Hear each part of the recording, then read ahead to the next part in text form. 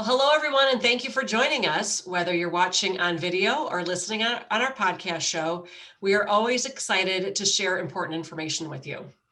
I'm Jill Bloom, publisher of Roofing Contractor, Walls and Ceilings, and Building Enclosure.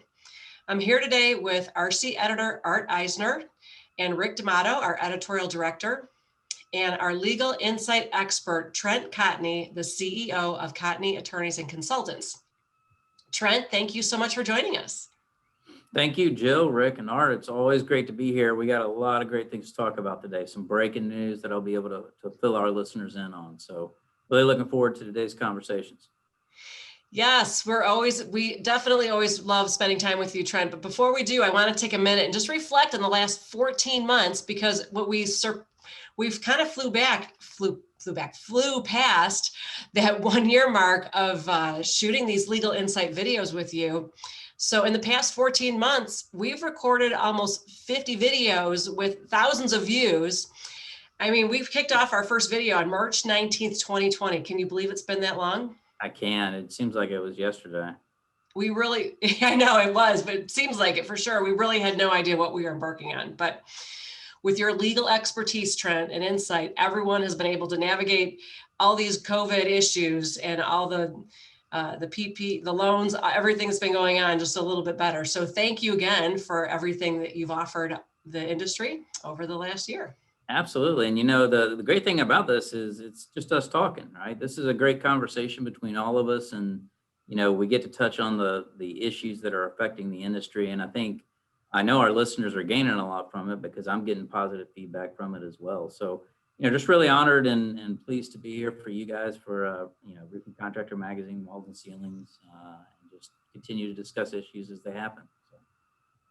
Yes, well, let's get started, because the IRS recently provided some details of the tax credits available under the American Rescue Plan to help small businesses. So can you tell us about that, and what do contractors need to know?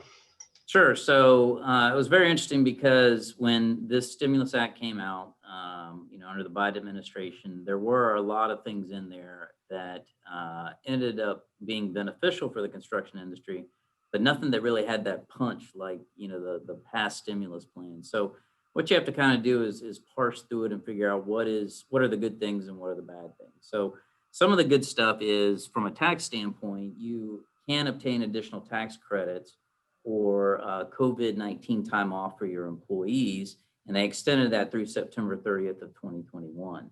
So that's a good thing, because a lot of times you still have employees that are taking time off, whether it's because they have COVID-19 or they're getting tested or whatever it might be. So it is possible that you might be able to receive tax credits as a result of that.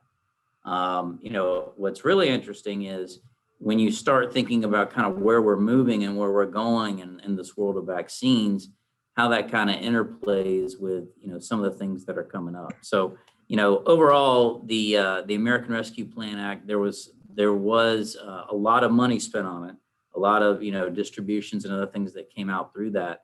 But if you really start reading the fine print, there are a lot of benefits. And look, I don't care if it's money or tax credit, either way, it's money, right? So that was my take on it. I think it's a good thing for employers. Trent, I'm glad you mentioned that. Specifically regarding the vaccines, there was a clause in there related to vaccinations and paid leave. So does that mean also that there's an opportunity for the contractors that do want those vaccinations, their employers can get a break specifically on that, in addition to actually having COVID symptoms or having having the disease? Yeah, absolutely. So what was interesting, Art, is the COVID-19 related vaccinations. Not only can you potentially obtain tax credits for getting those vaccines, but when you start thinking about tying it in with a voluntary incentive plan, it's possible that you can offer paid time off, but then still be able to get tax credits on the back end. Obviously, talk to your tax professionals. And it's interesting, on the subject of vaccinations, just today, literally just a couple hours ago, the CDC came out with revised guidance on vaccinations. Okay, some big news that I want to pass on to the listeners. Okay, here are just a handful of things. Again, this is hot off the presses. I could still feel the heat coming off the printer right here. Fully vaccinated people no longer have to wear a mask outdoors, according to the CDC, okay? Except if there are certain crowded settings or venues that are set by private individuals, right? Clarification that fully vaccinated workers no longer need to be restricted from work if they've been exposed, provided they're asymptomatic, okay? So that's a big thing, okay? There's some specific stuff with regard to non-healthcare congregate settings and quarantines, but basically, if I had to cut through it, a lot of the restrictions that you would normally see are starting to disappear for those that are vaccinated. I had a very interesting question today. Question came from a contractor, and it said, if I have all of my employees vaccinated, do I still need to wear masks? You know, what's the guidance on that? Well, the answer is no, you don't. I mean, what the CDC says is if you've got proof of vaccination from every single employee that works in an office, and assuming that they got the second dose, if it's, you know, Pfizer or Moderna, or the first dose from Johnson & Johnson, and at least 2 weeks have passed from that, you're good to go, okay? So this is what I want the listeners to pay attention to. This has been a moving, you know, ball from the time this thing has started. We talked about the 45, 50 videos that we've done. There's been probably that many CDC changes in the time that we've done it. So one of the things that you can expect is you're going to see more and more benefits coming out of being vaccinated. Okay, less and less restrictions, more and more benefits, regardless of whether it's travel, whether it's in the workplace. And, you know, it's going to be the kind of thing where if you're not getting vaccinated, you're going to be in a bad position because you're probably still going to have to wear a mask. You're still going to have to do a lot of these other things that need to be done. So very interesting guidance. This is kind of what we've been talking about for a few months now. I expect to anticipate that as we move forward, we're going to anticipate seeing this. And here's something else that I want to mention to you, Art, is that because we're starting to flatline on new people wanting to get the vaccines, I anticipate that there's going to be an additional incentives created through things like this to get people to go out and get the vaccine. We're starting to trail off in the number of vaccines that people are getting. So very interesting, and this is some positive news, especially for, you know, those that have been vaccinated. Well, a lot to unpack there, Trent. I think first off, do you think that these incentives will work and get more people, particularly contractors who, you know, who we've reported have from the onset looked a little reluctant toward vaccination? Yeah, you know, and look, it's a complex topic. I get that, you know, and I understand there's politics, there's personal feelings. You know, we talked about some people may have, you know, religious or medical reasons why not to, and I understand all that. For me personally, I looked at it from the standpoint of I've got to get on the road again, right? And, you know, I will take all the precautions necessary, but if I'm in a crowded place or a venue or an airplane or out eating dinner, I don't want you to have to think about it, right? And right now it pops in my head every single time, even if I don't want it to. If I'm sitting in a restaurant or, you know, a contractor goes to shake my hand, I'm immediately thinking COVID, you know. But tomorrow I'll have my second shot, and then after that, that hesitancy kind of goes away, right? So that was my personal thought on it. I do think that these types of incentives, it'll get to a point where I think it's going to I think it will change the minds of some just because of the hassle. And if you can eliminate some of that, but I still think you're going to have a large percentage of the population that is not going to get it, you know. And for me, I just looked at it as, look, I got to get on the road again. I'm just going to get it. That's how I looked at it. So Trent, since this is guidance and not necessarily a, you know, mandate or regulation, will this news from the CDC, will that supersede places where there are mask mandates in place or you know, stronger restrictions? So it's interesting. There's a lot of states out there that have taken very restrictive measures. Florida doesn't believe in COVID-19. I'm joking, but you know, we've been wide open forever. So there are other states that have been incredibly restrictive. I think most of the states are following the CDC guidance. Now, just like with OSHA, there are state plans that can be more restrictive than what the federal standard is. So for some reason, a state or local government believes that there should be additional restrictions in place, regardless of what the guidance is, they can do that.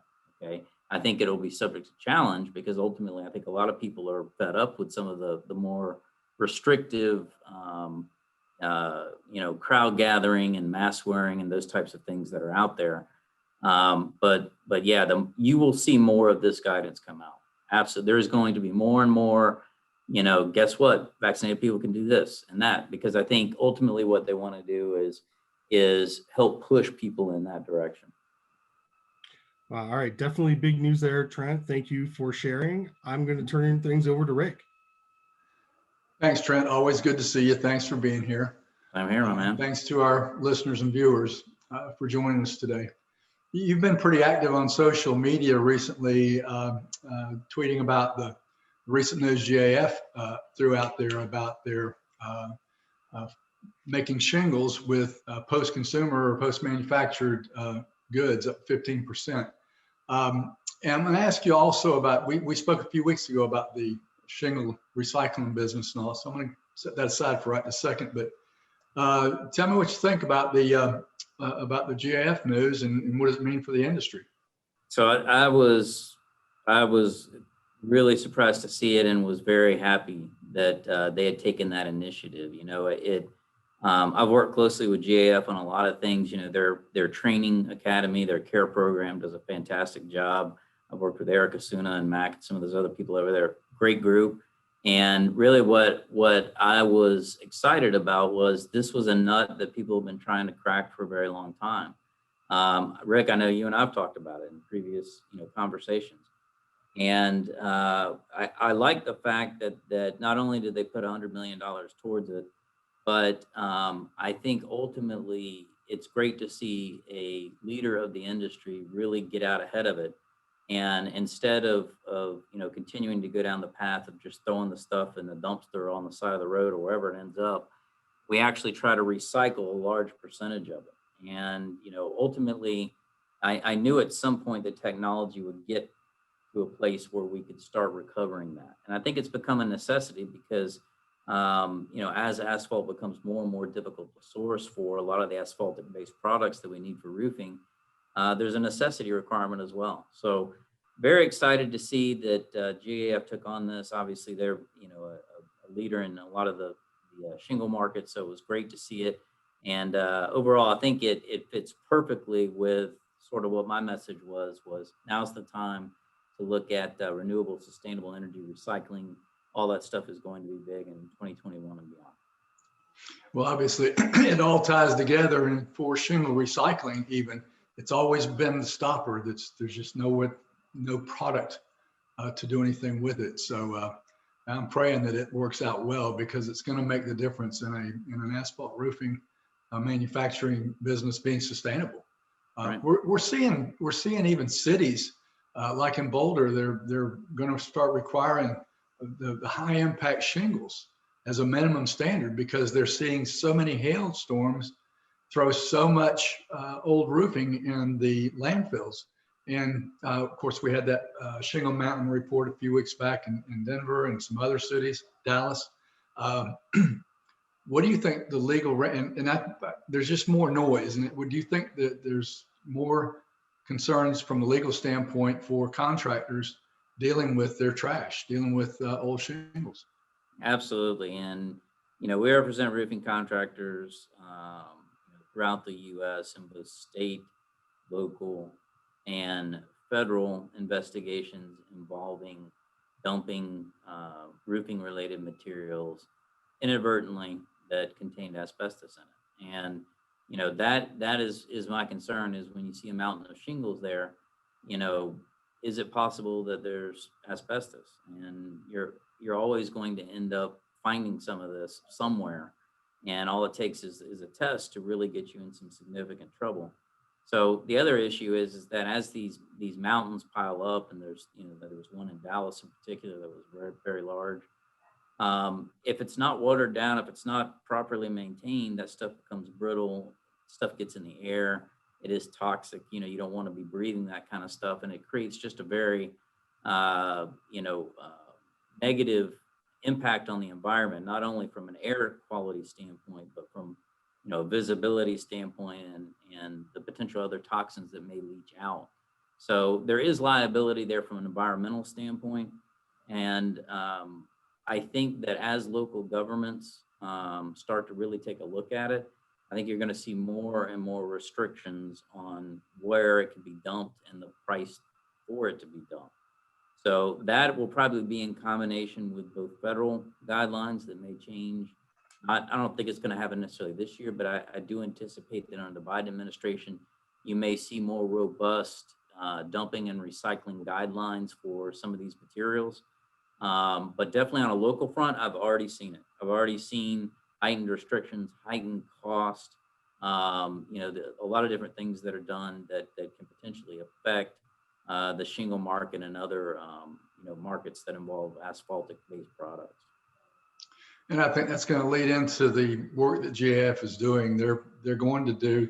They know asbestos and they know asphalt and the rest of our products. And they're going to manage that in that recycling process, which that's Absolutely. One of the things that's encouraging to me is that it's going to be somewhat. The process will be somewhat institutionalized, and I wish them success on that. And when you say asbestos, I think a lot of young folks in the business now they've never seen an asbestos containing roofing product. Well, I graduated from running a branch of a wholesale roofing supply in 1995 and moved on to other things. And we were still pulling in truckloads of asbestos containing roof cement in 1995. Those roofs are being pulled off today and will be for some time. And it may just be a little bit of asbestos, but as you know, a good lawyer can find asbestos. Yeah, it is. It's a naturally occurring substance, and you couldn't touch anything in construction without having asbestos into it, as you said, up in just 30 years ago. Yeah. So that is the big concern is I know how easy it is to pop on one of those tests, and it catches a lot of contractors off guard. So there is some significant liability there, and it's something. That's why I was excited to see a manufacturer like JAF really take the lead on it, and I do think that that through their plan they will be able to figure out a way to make sure that there's SOPs in place to properly recycle it and do it in a safe and effective manner. Art, if you don't mind, I'd like to ask Trent about the PRO Act. Could you give us just a quick update on PRO Act, Trent? It's certainly in the news. Yeah, absolutely. So the PRO Act, for the listeners that don't know, is an act that involves an initiative to increase a lot of the things that unions can do, as far as being able to reach out to additional employees, restrict some of the collective bargaining timelines. There are pros and cons to it. It depends on what side of the fence you're on. But it's been a very contentious act, and it continues to gain some support. So recently, there's been a push. I believe they had 46 senators that were for it. One more, I believe, signed on. They still need a handful of others to get it to a vote on the floor, but that doesn't necessarily win the day. At the end of the day, it is a very contentious act. And although the House has passed it, I do expect to see some additional wrangling on it. From a construction standpoint, and clearly I represent contractors, both union and non-union contractors. My concern is some of the verbiage in there that deals with how to classify those that work for you. And what's interesting, these acts are never as simple as their catchy slogans. The American Rescue Plan Act, great slogan, but there's 50 different things in there that have nothing to do with the title, right? So with the PRO Act, one of the things that concerns me is they are changing how you go about looking at classification of your 1099s and subcontractors. And they are changing the test that you use to determine that. That causes me some concern from a lawyer standpoint, because the test becomes a little bit more restrictive. And anytime that happens, I would rather have that be vetted through a normal process than through the PRO Act, have it kind of in a union type act, meaning that I would rather have that go through normal rulemaking in the Department of Labor and see where it goes, so that instead of discussing it from a union standpoint, we're discussing it on the broader spectrum of how it affects employers. But that's the one component that causes me the most concern, because it is a more restrictive analysis of how you determine if someone is truly independent from you or an employer. Obviously, I could speak on it for at least an hour. It is a very robust conversation. I have had very interesting conversations with a variety of people in the industry about it. I understand and appreciate both sides. I get it. I have great relationships with unions, union contractors, non-union contractors. I try to be everybody's friend, right? But at the end of the day, I think there's some things in there that cause me some concern. Understood. Art, I think you have a few questions on some recent news. You bet. Yeah, Trent, that will definitely be a topic we'll be sure to continue to follow. Much like supply line is a recurring theme in some of our discussions. The NRCA just issued or recently issued an action alert on the supply chain and delivered some pretty frank news talking about the this unprecedented disruption we're in. Tell us, your take. What are you hearing, from contractors and the associations too that you're dealing with? Right. We've been signaling this for months. I mean, we've talked about it. We actually have a webinar that we are doing here in-house on Thursday, April 29th at 11 a.m. We've got over 300 people signed up for it already. And what we're going to do in that webinar is really talk about everything from price increases, material shortage. John Kenny and I are doing it, so you're going to get to both the business and the legal side of it. We have heard, to echo what NRCA has said, we have heard the same thing from manufacturers and suppliers. My concern is that we've already seen a lot of different shortages in key roofing materials. So we've had, everything from plywood to fasteners to plates.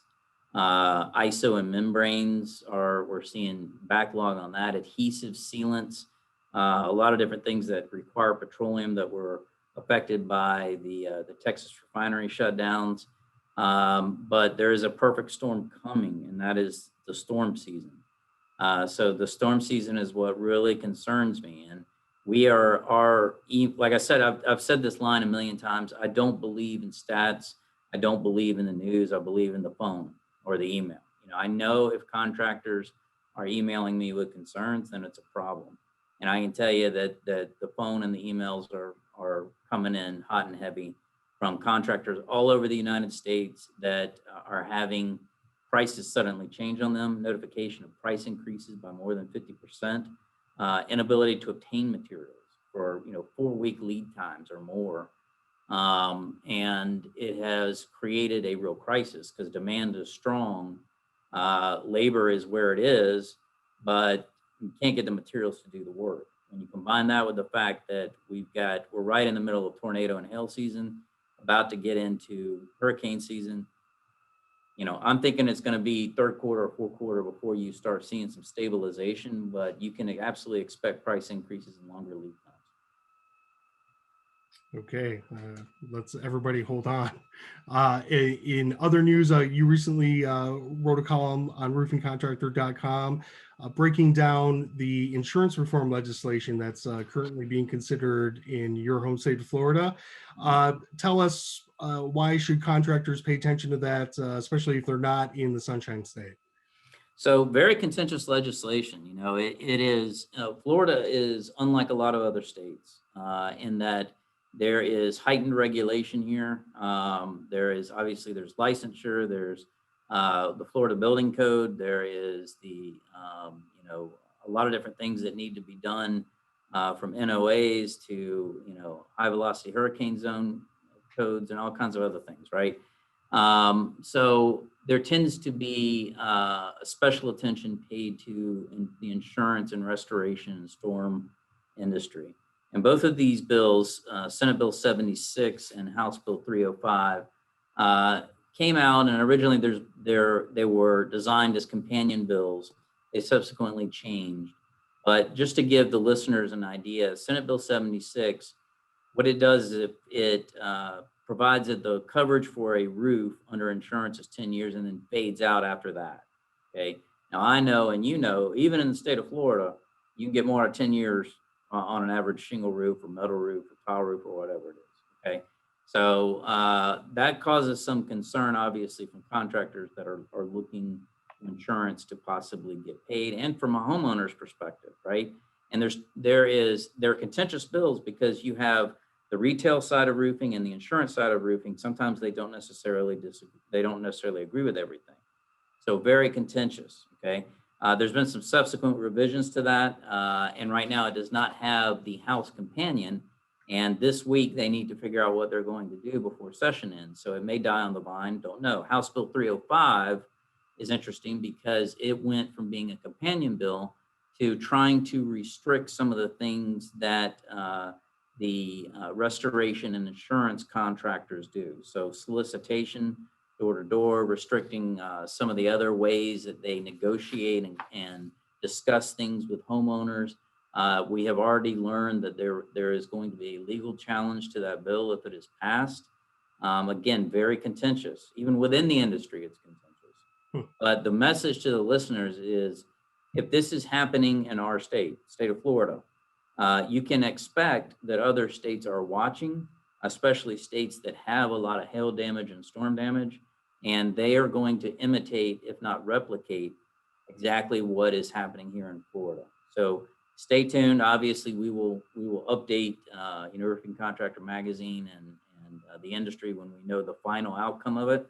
But we have spent a lot of time trying to track this and make sure that we're on it, both from a legal standpoint and a lobbying standpoint.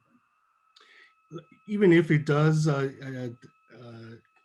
die in where it's at in Florida, is there the broader message is that the insurance industry, this is something that they're lobbying for, and this is something that one way or the other, they're going to continue to keep pushing for in some, whether successful in Florida or in other states, right? I mean, this will be a battle contractors are going to have to face. Yeah, and it's the kind of thing where you can expect to see it again next year. Okay, and it might have a slightly different iteration on it. There might be a more concerted effort to address some of the issues that they had this year to get it passed next year. You may see policy changes. That may be a way, but I think it's gotten to the point where the insurance industry is definitely looking on how to mitigate losses as a result of storm damage. That is one thing that I know is going to be a top priority. So regardless of whether they do it through legislation, through changes in policy, or through legislation that, Rick mentioned that requires, high impact shingles, things like that, where do you think that came from, right? So they're definitely working on it. It's something that if you are in storm or restoration work, you want to make sure that you're paying attention to it, because it's going to happen here in the next few years, at least here in the state of Florida. All right. Thank you, Trent. Jill, back to you. Yes. Well, Trent, thank you so much again for your time today. It's always great to get the updates and insights right from you. Thank you so much. I feel like I'm just talking to my friends right now. So I enjoy talking to you every other week. And obviously, you guys will hear the news first. If we got anything, we'll get it to you. And we are your friends because we consider you our friend as well. So if anybody has any questions and they want to reach out to Trent, make sure you reach out to cotneycl.com. If you have any questions for us, you can reach us at roofingcontractor.com or wconline.com. And while you're there, make sure you sign up for our free e-magazine, our free e-newsletters, register for our website so you can always stay up to date and get notifications when we post our most recent interviews with Trent. And everybody, please stay safe and healthy, and we look forward to seeing you next time. Hey!